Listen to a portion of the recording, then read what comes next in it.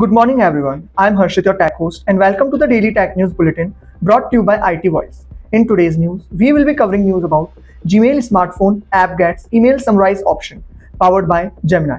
Paytm approves allotment of 2.8 lakh ESOP shares to employees.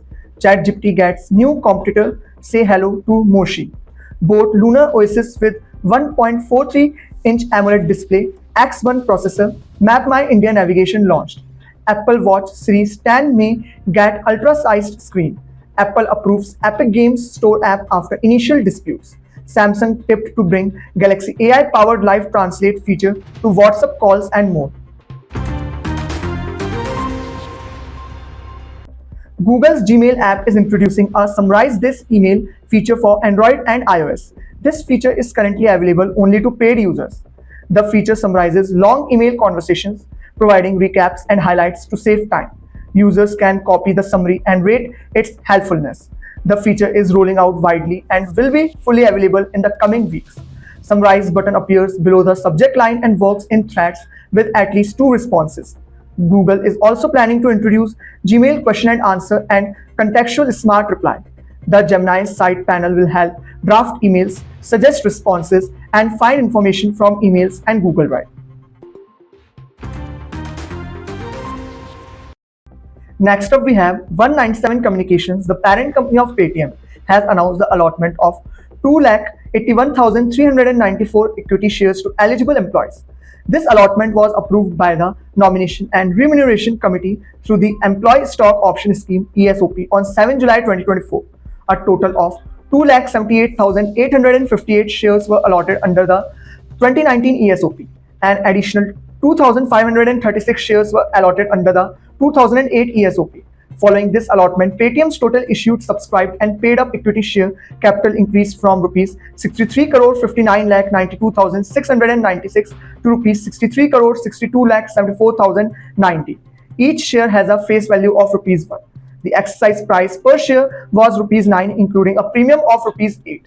At the time of publishing, shares of 197 Communications had risen by nearly 8.5% to rupees 474 per share. Moshi is a new AI voice assistant developed by French company Qt. It understands the tone of your voice and responds in real time. Moshi leverages the Helium 7B language model for lifelike conversations. It supports various accents and employs 70 different emotional and speaking styles. Moshi can handle 2 audio streams simultaneously, allowing it to listen and respond at the same time. The voice assistant launch was live streamed recently and has received significant attention. boAt has launched the Lunar Oasis smartwatch with a 1.43-inch AMOLED display. It features a dynamic user interface, 600 nits of brightness, and an always-on display. The smartwatch has a metal build and a magnetic silicone strap. Users can create animated watch faces via the DIY Watch Face Studio, powered by the boAt X1 processor. It offers onboard GPS and turn-by-turn navigation powered by MapmyIndia. Tracks heart rate, sleep, SpO2 levels, and stress with high-precision sensors. Includes activity trackers, sedentary alerts, fitness buddies, wellness crew, and custom run plans.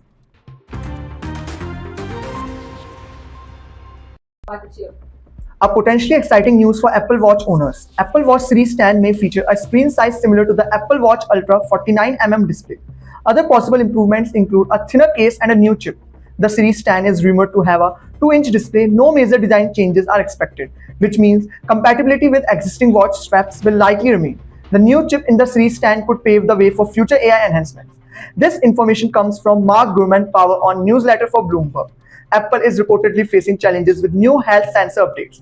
The reliability of the rumored blood pressure monitor is still in question. Efforts to add sleep apnea detection are hampered by the banned blood oxygen sensor. Apple has finally approved the Epic Games Store app for iPhone and iPad in the European Union. The approval was reported by Reuters and come after several previous rejections by Apple. Apple clarified that the initial issue was with the Epic Student AV Marketplace, not the already approved Fortnite app. Before this approval, Epic Games expressed frustration on X, formerly Twitter, criticizing Apple for rejecting the app price. Apple's primary concern was that the Epic Game Store too closely resembled the App Store in terms of button designs and labels. Epic Games countered this by stating that their use of terms like install and in-app purchases is standard across other platforms' app stores. Epic emphasized that its goal was to create a user-friendly store for mobile users and that disclosing an app purchase is a regulatory best practice. At last, Samsung's Live Translate feature may soon support real-time language translation for WhatsApp calls. This feature is speculated to arrive via the One UI 6.1.1 update.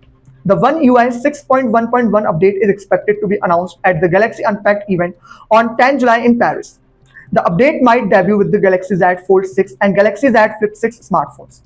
Galaxy AI will power the real-time language translation in WhatsApp calls. The Live Translate feature on Samsung smartphones works through on-device processing, ensuring user data is stored locally. This development could enhance communication for users speaking different languages. Samsung has confirmed that the Galaxy AI suite will be free to use until 2025. This is Harshit signing off. Stay tuned and subscribe to IT Voice for the latest tech news.